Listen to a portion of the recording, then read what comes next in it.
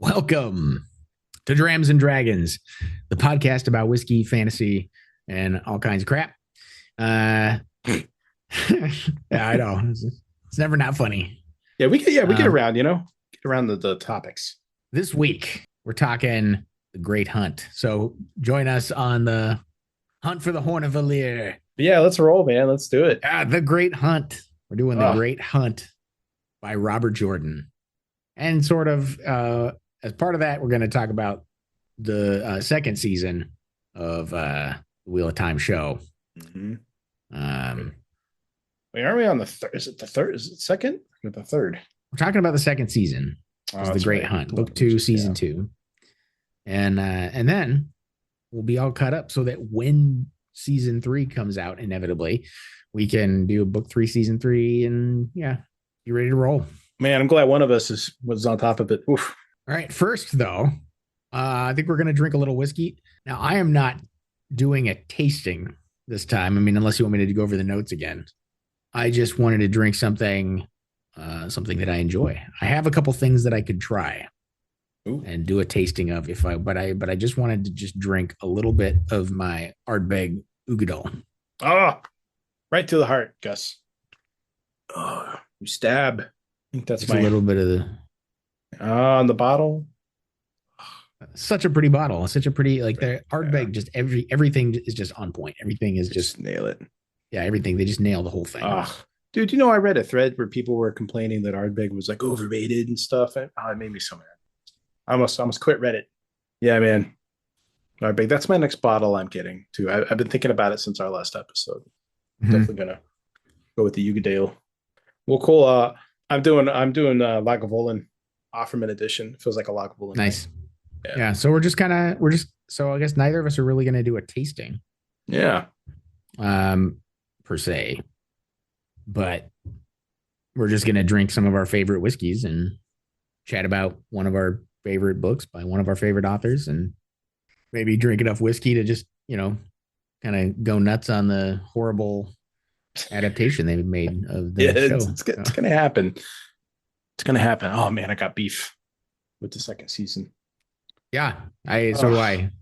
So do I. I'll just get it right out of the way. The second season was much worse than the first season. Yeah, hard agree on that one. Yeah. And that's really saying something. But at least the first season had a little bit of like magic to it, a little bit of intriguing. Mm-hmm. Like, maybe they'll make something out of this. Yeah. Yeah, season two was definitely like a what did they do to my boy type thing. Yeah. Yeah. Yeah. For sure. Man. So this Ardbeg Uigeadail says, I think I said this last time, the notes on the bottle are treacle, bacon, and bonfires. And, that's just what it is. Cool. Yeah, treacle is not something American listeners are probably too familiar with. I don't know. When I think of treacle, it's kind of like this it's like some Willy Wonka shit, Yeah. Well, I mean, it's just so people know it's just think of it like it's essentially like a really dark molasses. Okay. Like a dark, thick molasses. So you're going to get sugary notes, those molasses notes. Trying to look up the notes for the Offerman here. Man, the thing I like about the Uigeadail is it's so smooth. It's like so smooth. I mean, you get the peat smoke, you get the sweetness, you get a savoriness. You want to call that treacle bacon. I'm not going to argue with you. Mm-hmm. I don't know if it comes across quite exactly like that, but like close enough. Cool, man. Yeah, it's good. Mm-hmm. I can remember the taste too. It's one of those that really sticks out in my head. Just a few of them that do.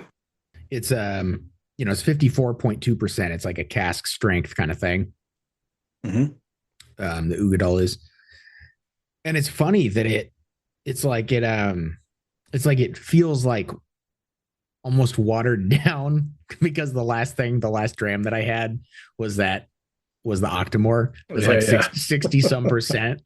Right. And so it's like, this is not a watery, like watered down, easy drinker. I mean, it is an easy drinker in that it's a smooth whiskey, but yeah, it's just in comparison to the last thing I had, it's relatively low alcohol percentage. Yeah. Uh, so it feels relatively like, yeah, relatively Yeah. easy, Hmm. relatively light, and yeah, watery. It's not. It's a solid, like punchy whiskey. Hmm. Yeah, the Octomore is just a beast, though. Yeah, the That's a Octomore is a beast. beast and amazing. And this is amazing too. I mean, they're each in their own way. Yeah, cool. I was looking into the Offerman edition of the Lagavulin a little bit, and Mm-hmm. I didn't realize they had charred.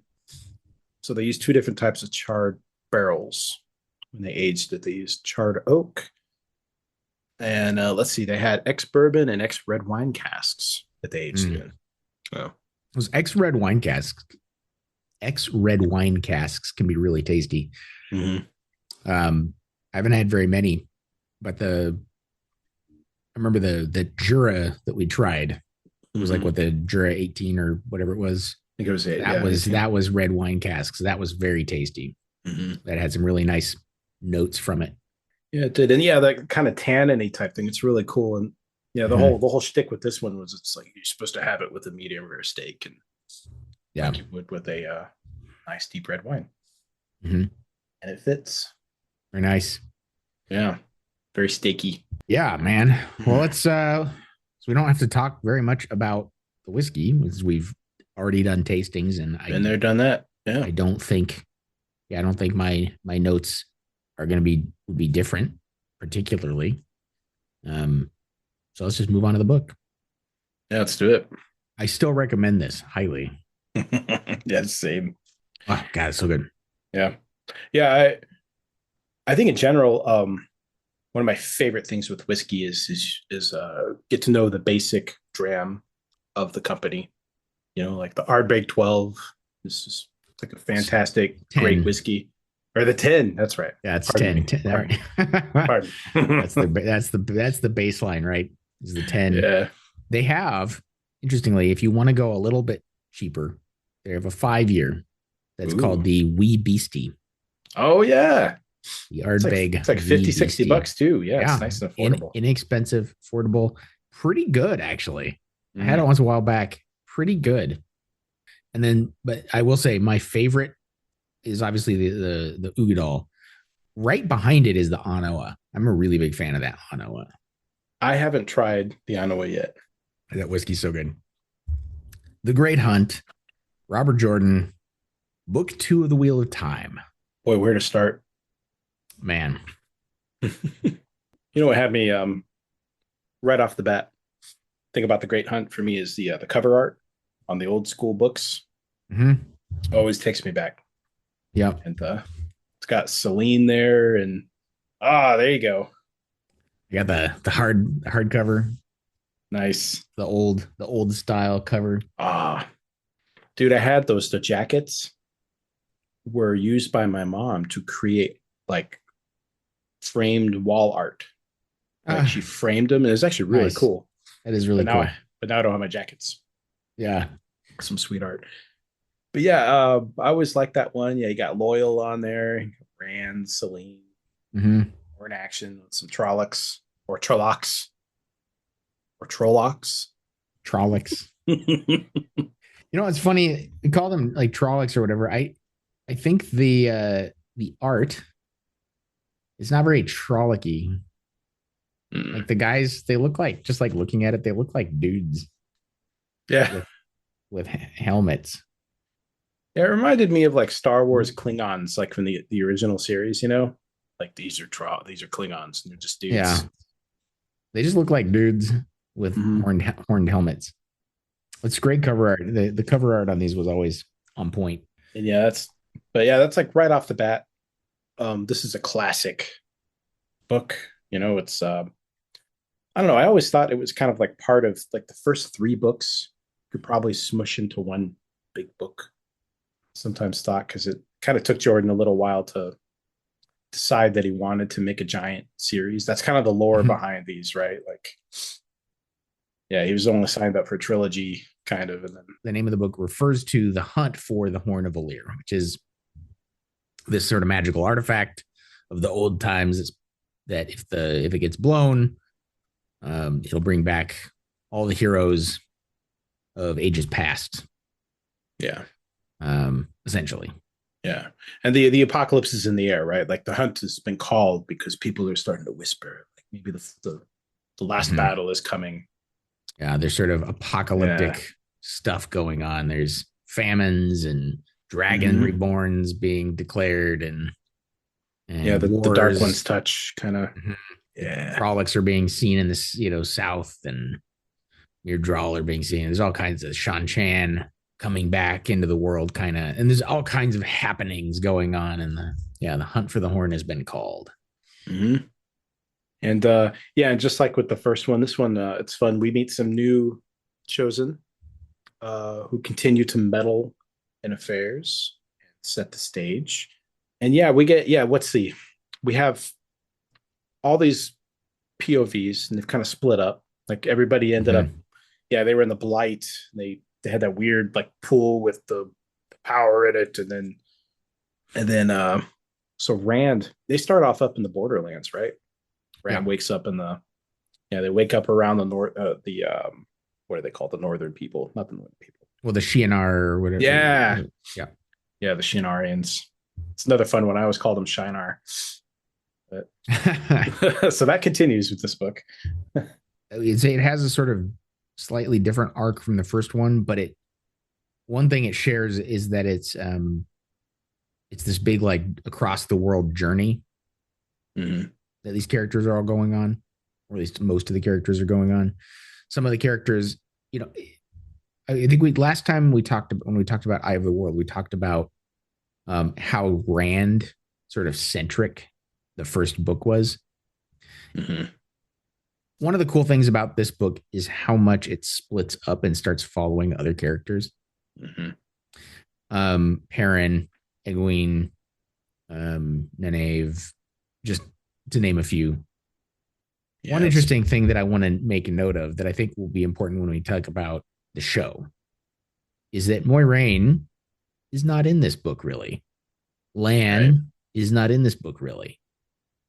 Uh, they're basically totally sidelined Yeah. for this entire book.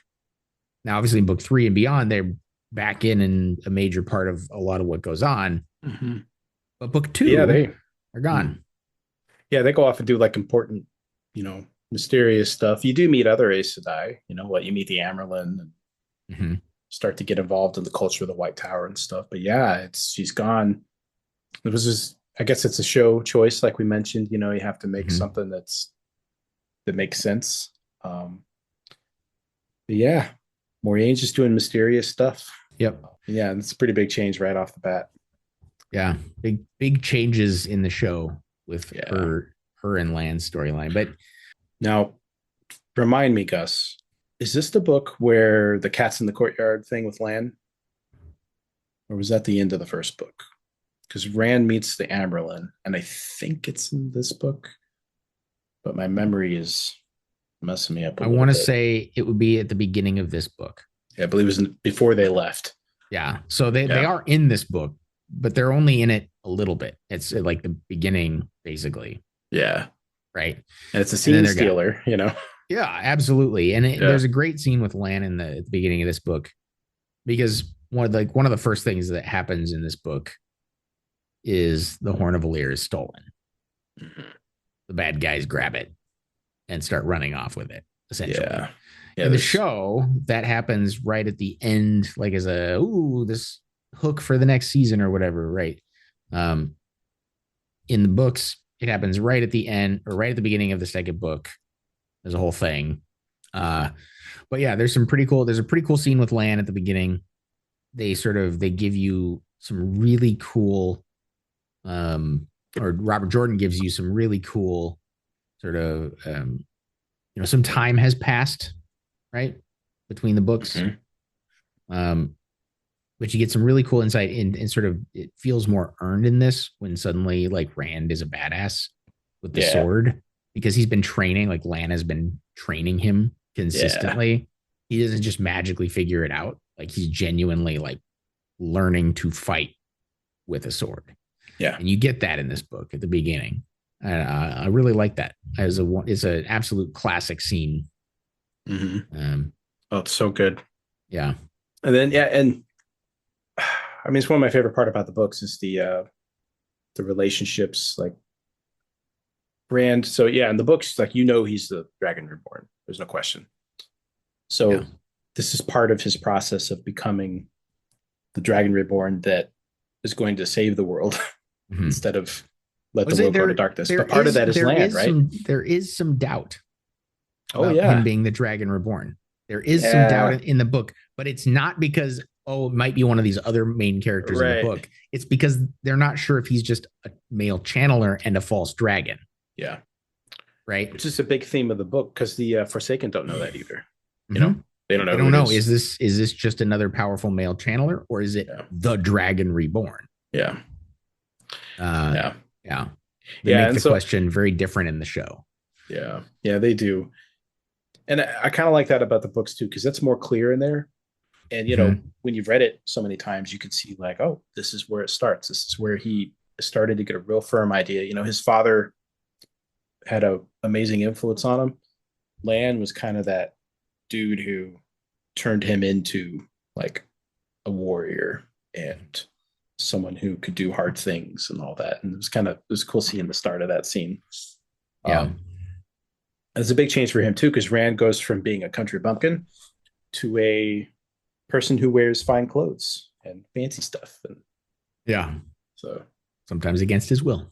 yeah, yeah, Yeah, one thing that I appreciate about this book is how Matt it is a big piece of this book is Matt becoming sort of more important and becoming kind of a grown up, right? And yeah. taking on responsibility. Uh, because in the first book, he's just sort of this screw up kid, and Hmm. he does stupid stuff, and there are consequences. Like in the first book, like he grabs the dagger in Shadar Logoth, and he does all this stupid shit, right? Yeah. Um, and in this book, I don't want to spoil too much. I mean, I will kind of I will say there's spoiler alerts, but like this is something that has far ranging impact on the series, Hmm. which is that Matt essentially becomes he's the guy who gets to blow the horn of Valere, Yeah. right? And that has seriously like that has like there's prophecies and about this whoever it is that blows this horn is like gonna be at the last battle. They're gonna have all this important shit, and so like Matt is like it's almost like taking on this responsibility, but through the book like he gets more screen time, he gets more perspective chapters, and I gotta say Matt is I'm like one of those like Matt stands. Like I love Matt as a character. Phenomenal. He's like by far by the end of the series, he's like by far my favorite character. Yeah. Like You I know love what? Matt in Mine the too. books. He's amazing in the books, especially after after the wastes. You start to see some Yep. parts of him. But Oh yeah. yeah, even before that, I mean, there's that scene with the ward, training with the warders, and Yes. it's, Yes. it's You so do get freaking that. cool. Yeah. And that's in the third book, right? With the warders. Yeah, Right. yeah. So Yeah. that's a little down the way. Yeah. But yeah, in the first book too, he wasn't doing anything. He was just kind of sickly. He had the dagger thing, Yeah. and the dagger He had the sickness. dagger.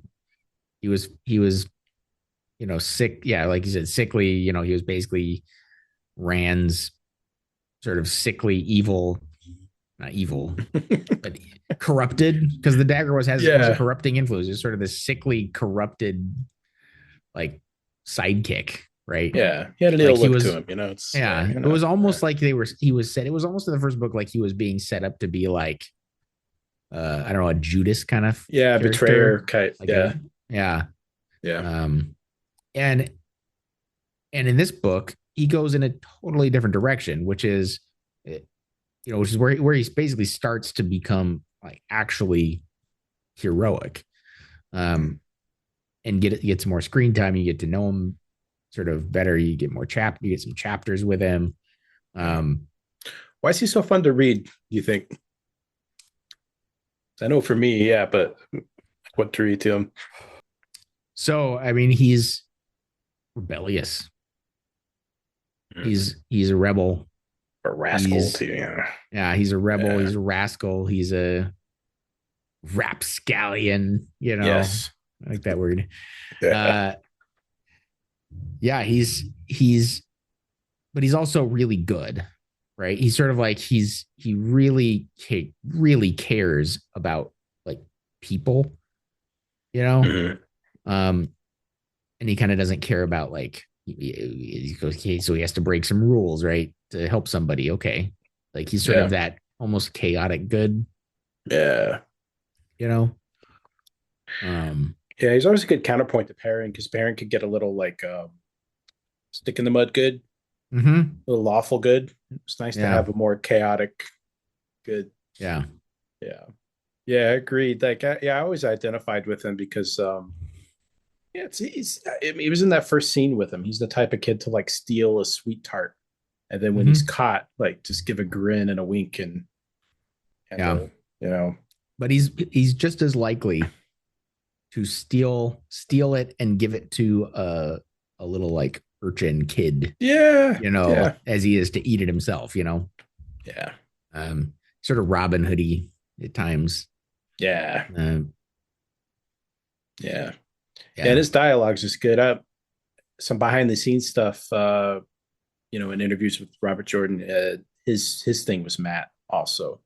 Apparently he put a lot of himself into Matt. Mm-hmm. A lot of himself was in the whole series, but I mean, even Matt gets a distinctive hat at some point.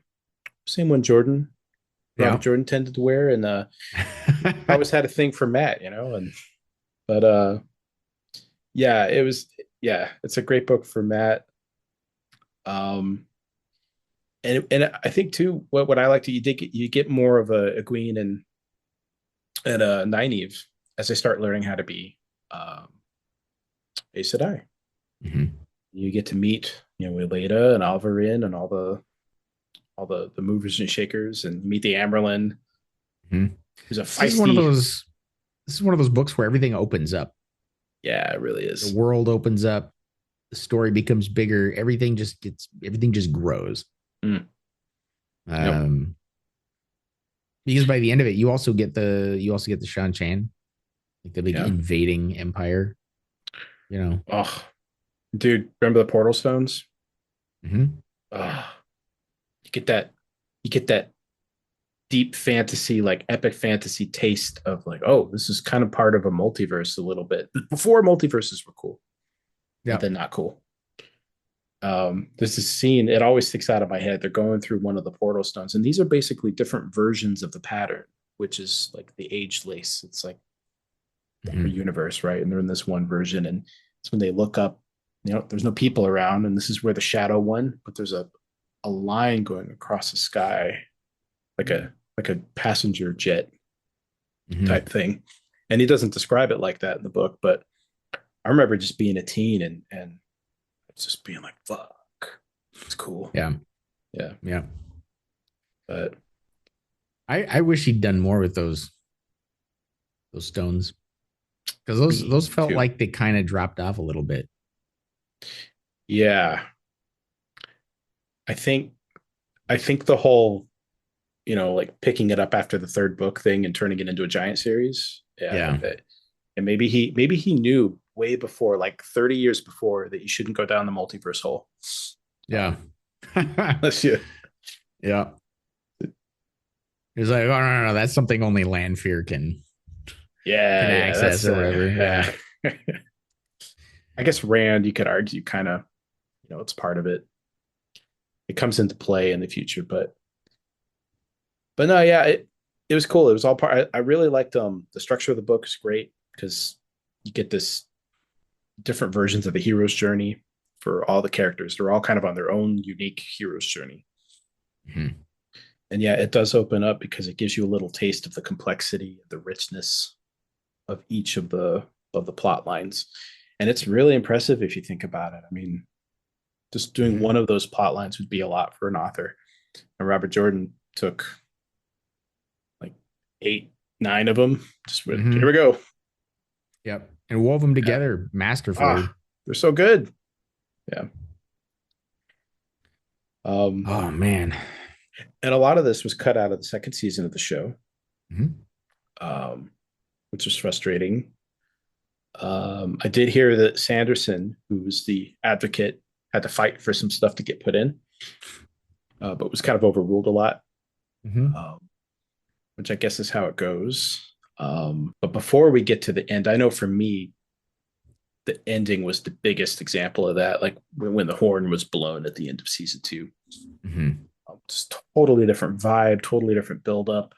They Yeah. left out some of those epic scenes from the book that stick out, but Mhm. It's funny. Some of the things they changed, some of the things they cut, some of that bothered me.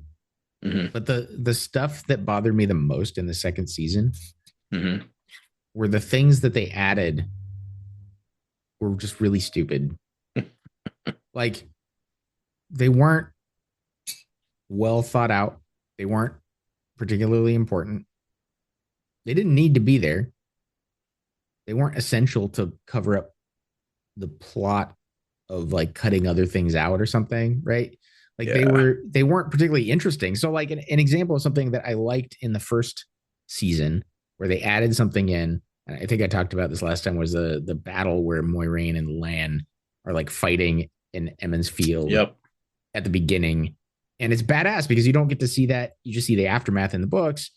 And now you get to see the badassery Hmm. straight up. And it was awesome. And in season two, because Moiraine and Lan aren't in it, and you really they're just kind of sidelined, kind of for almost for no, I don't know, I don't to say no reason, but because they're sidelined in the way that they are, when they tried to shoehorn them back into the show, into the story of the show, they had to create shit for them to do Yeah.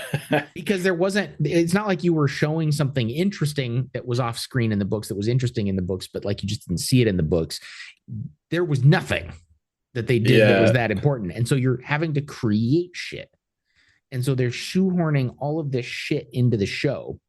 And it wasn't good because you're not Robert Jordan, you're Rafe Judkins or whatever, right? Hmm. You're not the master like writer here. Yeah. You're the adapter. You are the adapter.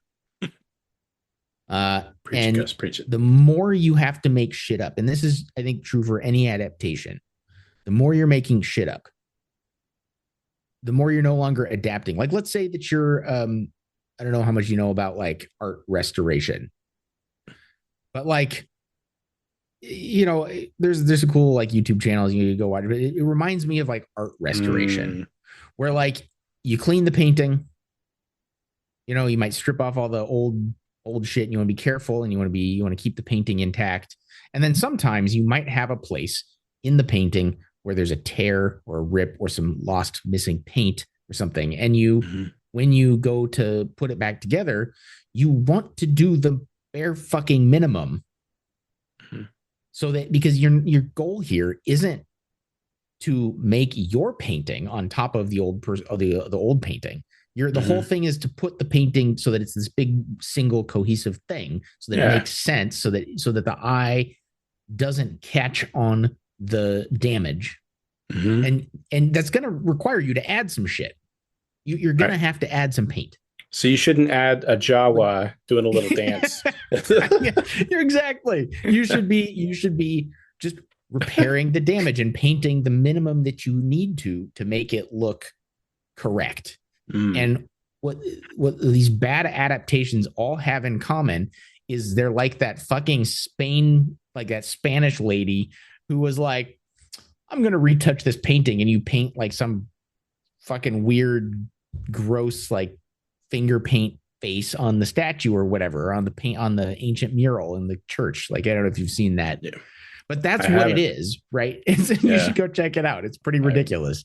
honestly Like that, raging. Yeah. and there's a number of these like morons that have gone and like tried to like restore paintings or restore whatever, and they end up ruining it.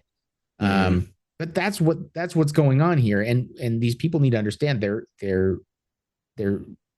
this is what they're doing. Like they Yeah. ought to be lovingly restoring or lovingly adapting the paint the book to a show, doing the absolute bare minimum to make it so that it's seamless to the viewer and it makes sense and that it's fun.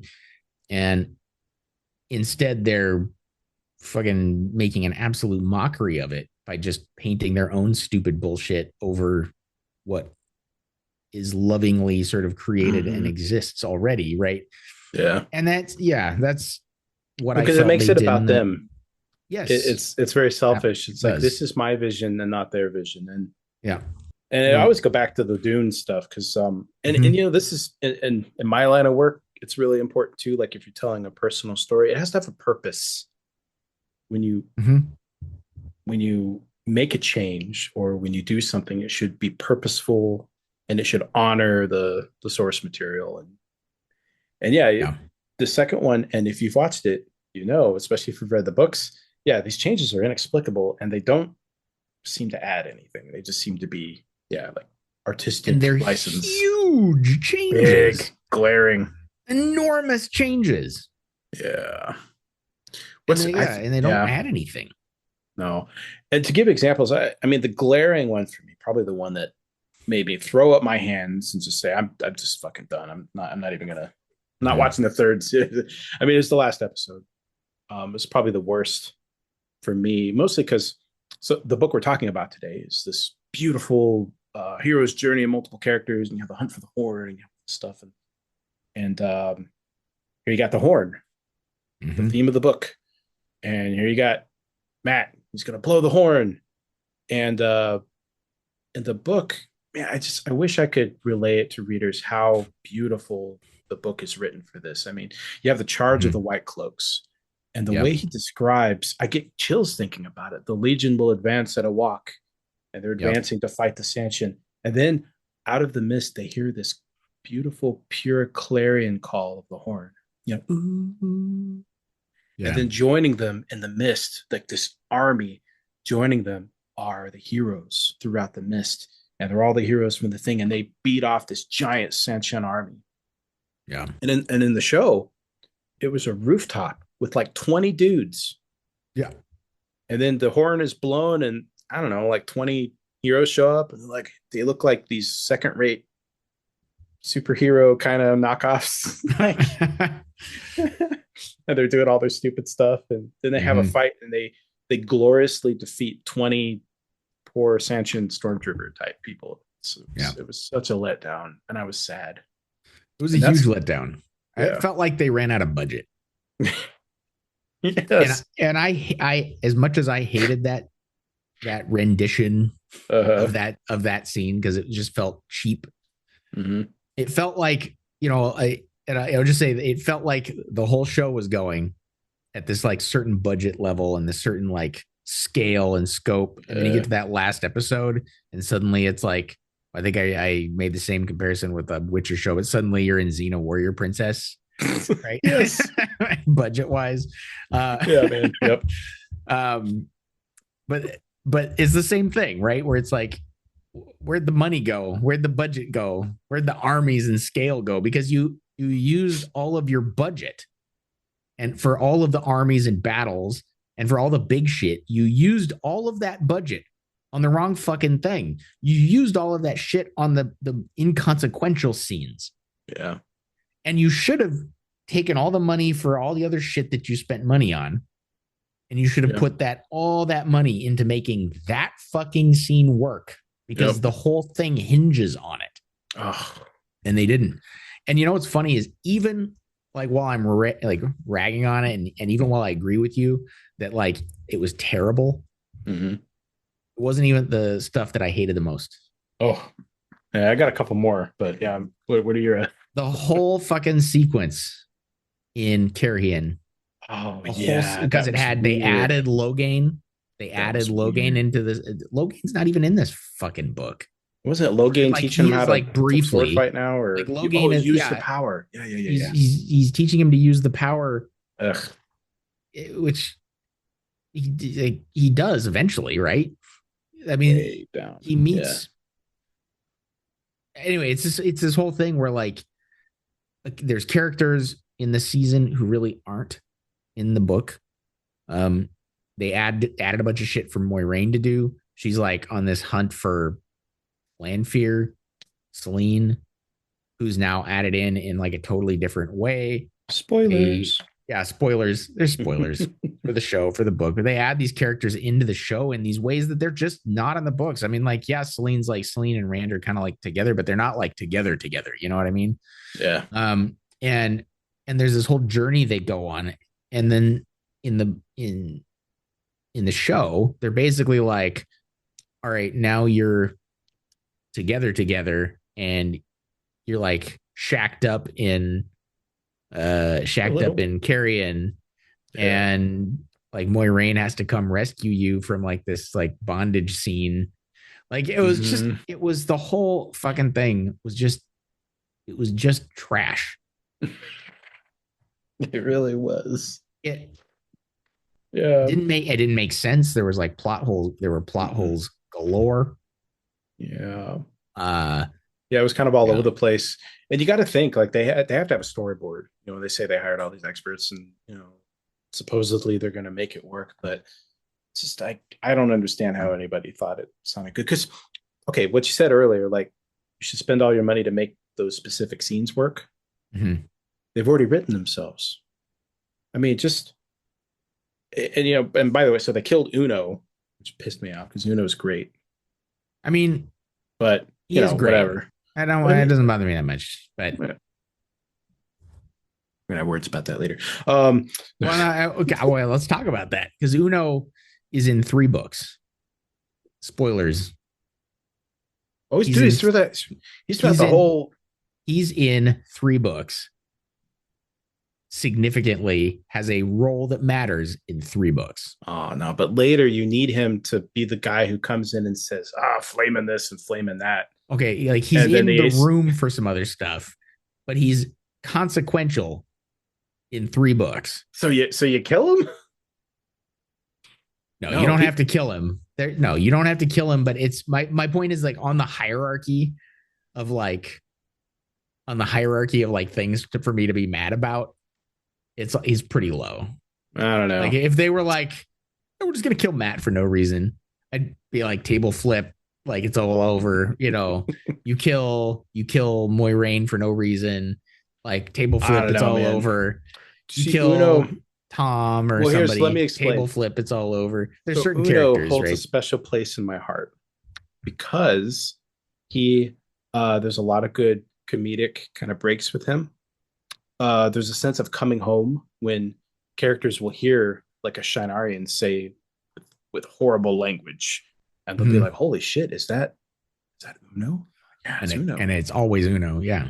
But and I will admit it's probably more of a book thing because in the book it's nice to have those little callbacks and I Mm-hmm. remember like you can remember how far you've come, remember the development and stuff. So I dig, and it's kind of small peanuts. That's why I just kind of wanted to mention it inside. I Yeah.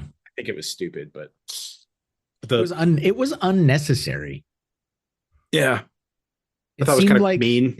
a gotcha to book readers where you're like, you didn't see that coming. We changed something. We killed off a character.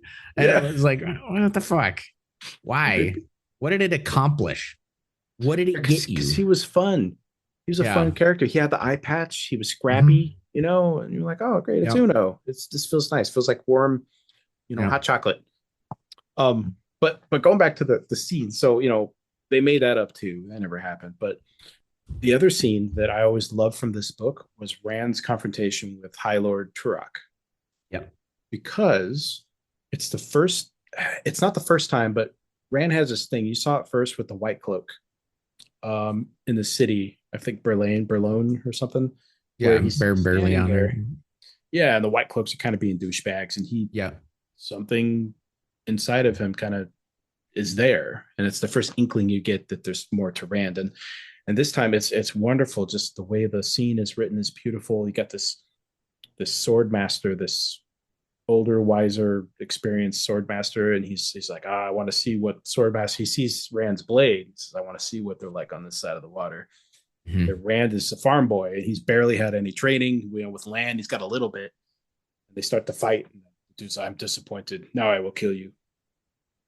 and then Rand something takes hold of him, and he whoops his ass, and it's awesome, Yeah, beautifully written scene. it And is. in the show, oh, what would it was like some stupid like ha ha ha, and he just blasted him with like a random Yeah, power thing. that was bullshit. Oh man, I face palmed because it was they had it right Yeah, there.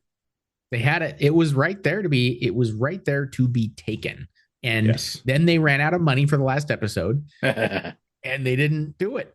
The whole. I would say, even with all of the problems in the season, and there were plenty. Yeah. Even with all of the problems, it still could have been okay if they'd nailed the last episode. And as far as I could tell, they just ran out of money on Moiraine's like fireballs. Like, Mhm. because she's not even supposed to fucking be there. Yeah, all that budget could have been saved. All the budget from all of that budget could have been saved and put into the actual shit that happened and doing that right instead of putting it into random bullshit that is made up by the showrunners and the writers instead of adapting and doing the minimum to transmit the book onto screen. Mm-hmm. I'm having a hard time thinking about it, so I guess I blanked out most of it. She had some Sanshin stuff. How much of the White Tower and Nynaeve and Egwene's journey did we see in the show? Which is a pretty good amount. Yeah. I would say of all of the stuff, there were some changes. But of all of the stuff in there, theirs was actually the least modified as far as I could tell. Mm-hmm. Little Maybe changes. that's why it's not sticking out. It didn't stick out as it to me when I watched a couple episodes again. And nothing in there really stuck out as being like egregious. I know there were some little changes, but nothing where I was like, "Oh, what the fuck." I did like when they went through the rings for the accepted testing. That was really cool, actually. Yeah. And they added that the Nave, like the whole sequence. Yeah, because you didn't see that again. They added something that was like worthwhile, and that's cool. That's the kind of change I appreciate. They're just showing us shit that we didn't get to see in the books, but it did happen in the books. Something along those lines happened in the books. We just didn't get to see it. Mm-hmm.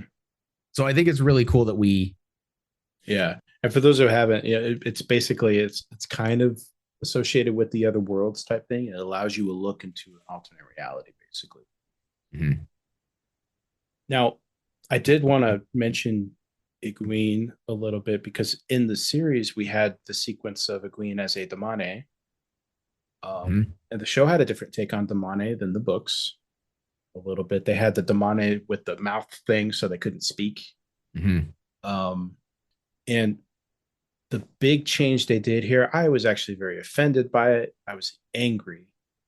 It was up there kind of with what they did with Perrin, where I felt like they tweaked the character in a way that I thought was very disrespectful to the book. But they had Egwene, I think she just straight up killed her former Damane or Soldam. Mm-hmm. Once she broke free, she just killed her in rage. Yeah. And it made me, because in the book they kept some of her innocence.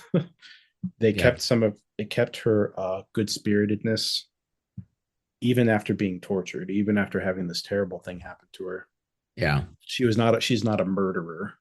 And that's like really key to her character. That's why she becomes what she becomes. Like she's got a. So I don't know. What do you think of that whole? I think down kind of thing. That, yeah. Well, I think that the showrunners and writers of this show don't understand that they're not writing Game of Thrones. They're writing Wheel of fucking Time. Yeah. It is not Game of Thrones. It is not grimdark.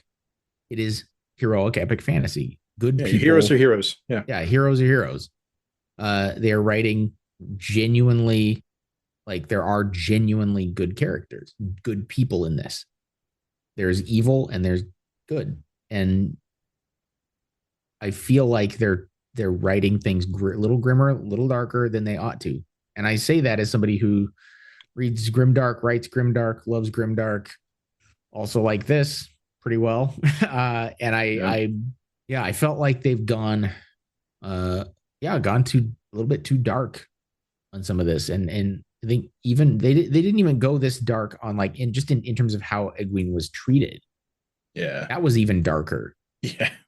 That was even significantly darker. The level of like physical torture was like Hmm. way higher. Yeah, it was a little Um, gratuitous for my taste.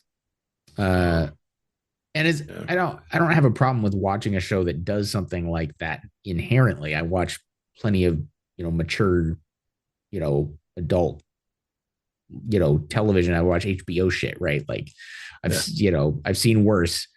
And yet the tone did not work for me in because it's Wheel of Time. If this was Yeah. Game of Thrones, I'd be like, yes, that's the tone. That's Yep. the Game That's of what you Thrones expect. tone. That's what you expect. If they did that with the Joe Abercrombie thing, I'd be like, yep, there you go. Like Yep. that's your but Yeah, this it's in is line. Yeah. Wheel of Time. It'd be like, would you go into like book one of Harry Potter and be like, well, we're having a torture scene? Like, no, you wouldn't. It's a kid's thing, right? Like this is, I mean, this is not a kid's thing, but it's epic, like high fantasy, right? It's not, it's an adventure. It's all kinds of things. It's not like torture fantasy. I mean, there's as it goes, as you get later, there's some pretty dark stuff. There is Yeah. some dark stuff, but when you do that to a character unnecessarily, you have to change their reaction. Hmm. It has consequences. Changing a something like that has fallout. It has consequences. You end up having to make different Oh choices so man. that Yep. it makes sense. So that when you do that to Egwene, suddenly Egwene has to kill the character because holy shit, how could that? How could you not have that kind of violent reaction in response to it? Yeah. Yeah. And Because yes, it's just like with Perrin, it's like here you have these characters that we they're fine. They don't you don't have to like traumatize the shit out of them to get mm-hmm. us to feel for them. Like oh, it's not it just feels mean spirited and it feels like they don't get it. And another example of that, like even putting the gags on the Mm-hmm. Soldam, I thought was missing the mark too. It was like it's just another thing. Like you guys Mm-hmm. don't get the Sanshan. The whole point of the Soldam is that they don't speak because they're so well trained. They don't need Yeah, gags. Um, or they say yes, mistress, because they're supposed to and stuff. And yeah. yeah, the whole thing was just kind of a miss to me. And the Sanshan got turned into kind of like mustache twirling, they're just tools of the Forsaken kind of thing. Mm-hmm. And How would you think of that? The Tool of Forsaken thing. I mean, It was way more overt, so much more overt. It was cool in the books because it was subtle and it was like really subtle. so And this subtle. one, it's like it's hitting you in the face with a 2x4 Yeah, about it, right? yeah.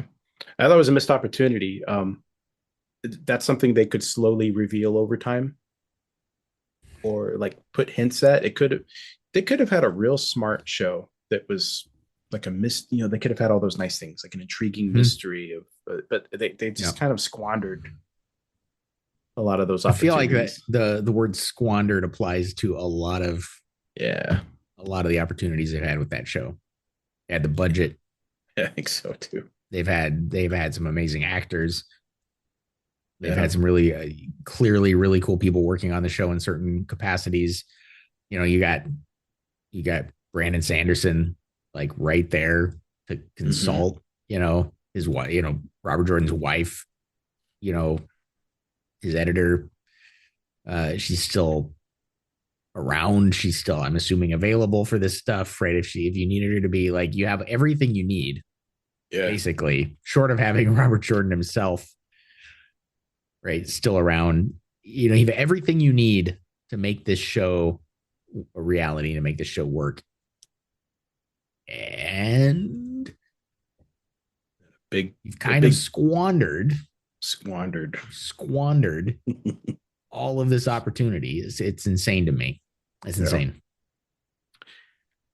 Yeah. I guess that's a good segue back to the book. Like part of the squandering, it's the contrast. This the the season 2 was so different than the book.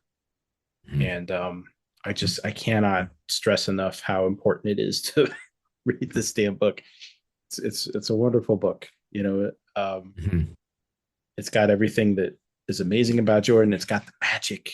It's got the heroes. It's not going to traumatize you or anything. It's just really well written. It's got these epic, beautiful scenes that'll live on in your memory. Mhm.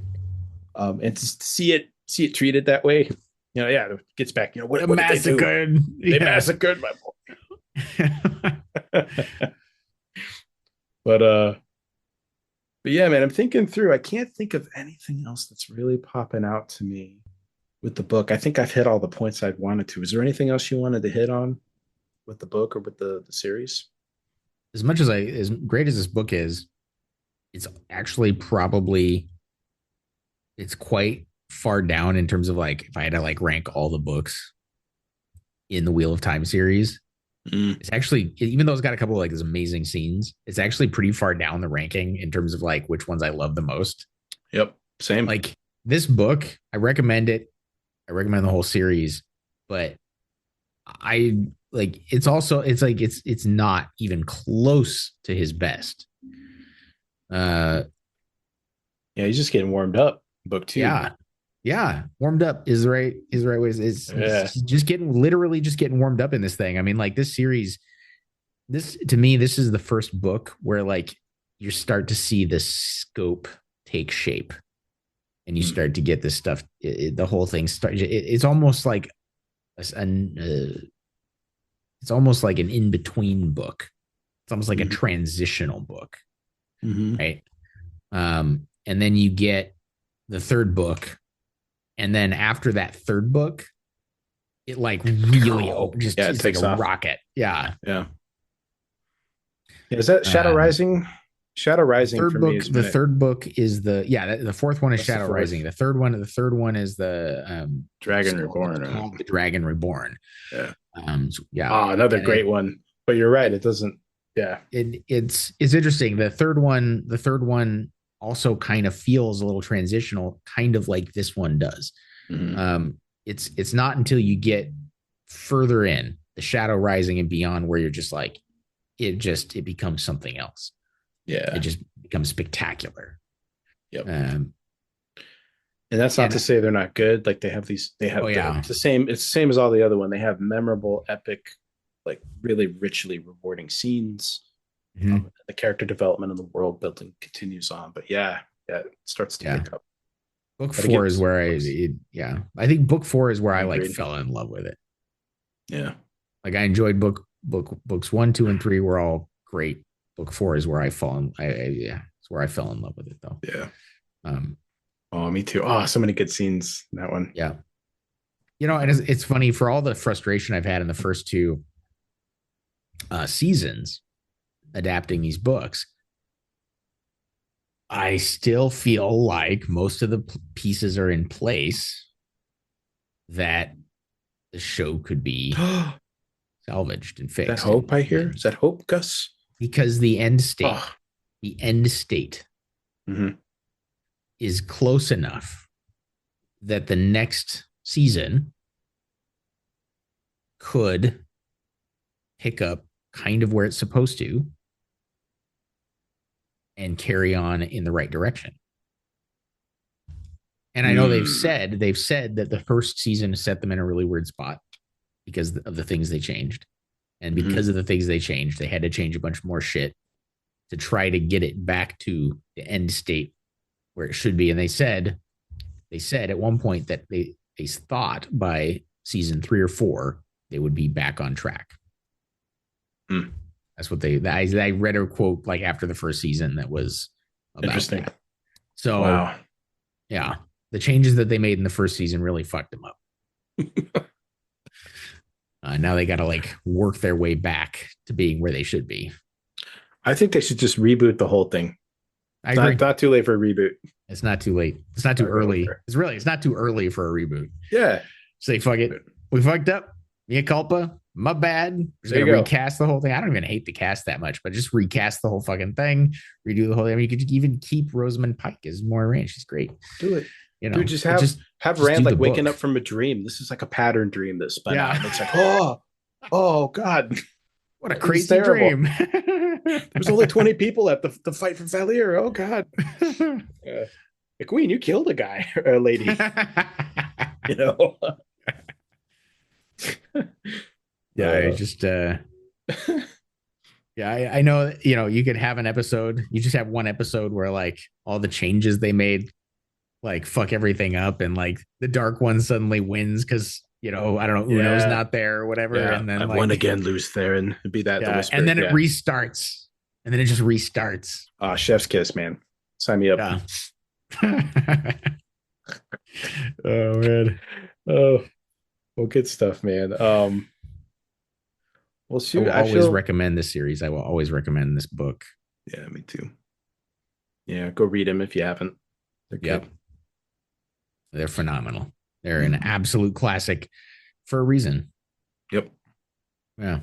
And like I said before, I have enjoyed reading them throughout my life. I reread every few years, and every time I read them, it's a different experience, and I uh, appreciate different things, and kind of it's like a fine scotch. To, Yeah. And I know you've read them more than I have.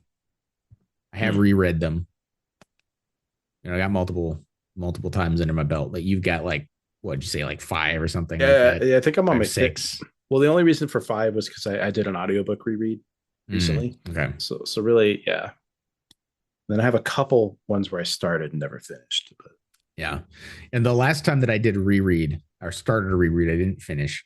And I read the first three books. And this was what is basically, it was after season 2. I was like, I gotta reread these because I feel like some shit has changed. yeah, something. I was like, the last time I had read was a number of years prior, and I don't remember exactly how long it was. It was a while before the show, and I was like, I don't remember half this shit. I feel like half this shit is just wrong, and I was like, okay, I walk over to my bookshelf, pull it off, open it up. Yup. Yep.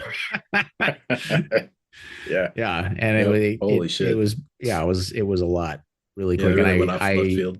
I read the first three, reread the first three at that time, and was just like, because after the second one Mhm. was the Great Hunt, I was like, I felt like I needed to read the third one Mm. because they kind of go together. Those three books kind of tie into like one thing. So I was like, oh, I got Yeah. to read that. We got to read that at least that far. Now, at some point, I will probably have the whole series on my shelf. I will probably pick up The Shadow Rising and keep reading the series again for the however many times it was. And yeah, It's good. God, Just for the quotes, man. Mm-hmm. Shadow Rise, there's just some beautiful scenes in there. Some of my favorite writing he does. That's the thing about Jordan. I think he gets maybe underrated for is he's just a beautiful writer. Yeah, his prose are incredible, dude. Gorgeous. There, I guess it's too much of a spoiler. There's this. I mean, Well, let's all not the talk Shadow Rising. Let's not talk yeah, Shadow we won't Rising touch too much. that. I'll We'll just get say that. the We'll way. get that eventually. Well, I will just say without spoilers when talking about the other books. I mean, the way he always exceeds expectations with these scenes. Like I love him. Like you can trust him to do what the showrunners can't do. You can trust him to have a scene that has like emotional gravitas and just fucking deliver. Mm-hmm. And man, I've just never had an author just kind of maybe not never, but it's very rare to have an author that has that gift. So Yeah. Love it. Anyways, All right. I feel complete, man. I'm glad we got to bitch about the Yeah. show a little bit. Yeah. And talk Same. about the book. I think it was like, oh, we're gonna talk about the book, and then we just like bitched about the show for 45 minutes. Right? No, it was cathartic. Yeah, it was. It was very cathartic. I don't normally get to like. So like, Crystal has read the series, and we watched the show together, and she had a lot of the same complaints, and yeah, but she's not like. I mean, she's like a book reader, but she's not like a huge like nerd about it. You know what I mean? Like. Mm-hmm. Like we are. So I was like, it's like I just needed somebody to like really just bitch about it with, Yeah. So That was Yeah, I feel good. like there's another life where we could do like a Wheel of Time podcast. Just, that's how Or you nerdy I just feel about this. it a little I'm bit. just like this podcast could just turn into a Wheel of Time podcast. I don't know. That's right. I like it. Yeah, An Ardbeg themed Wheel of Time. just pivot. We're That's a just dream. guys. We're pivoting. Just now. We're I don't know. Drams and the Dragon Reborn. There you go. Yeah. Oh man. Yeah. Ah, All right. Gus, feels good, man. Yeah. Yeah, Yeah. I'm good. I'm good. You good? I'm good. I gotta go to bed. Yeah. Yep. I gotta go eat dinner. That's good, man. All right. Well, take care, and I hope you all have a good night. I'm glad you all joined us, and I hope to see you on the next one. Have a good night. Stay gold. Ooh, that was like organic Nice. feeling. Thanks, Yeah. man.